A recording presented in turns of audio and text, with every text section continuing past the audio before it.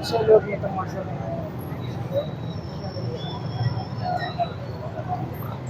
नहीं है, बंद कराएंगे। सर जी आपकी मर्जी है, गरीब लोग हैं।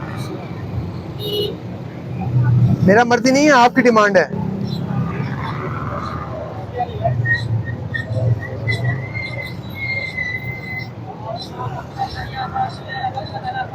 जाए, आपके मोबाइल पे मैसेज आ गया है, जोएब इनके साथ बैठे हैं, इनको चौकी इंपाउंड करा दो।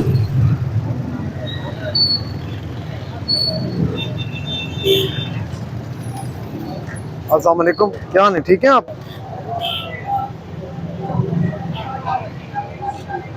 ये इस तरह बैठे हो, उस बेचारे को आधी सी सीट दी हुई है, वो बेचारा, आप ब्रेक मारो, किसी के टायर के नीचे आ जाए, मर जाए, फिर कौन है इस बात का जिम्मेदार? और फिर रात को ये ओवरलोडिंग अलाउ हो जाती है? रात को ओवरलोडिंग अलाउ हो जाती है? नहीं होती? क्या अधिकार दिखाएं अपना।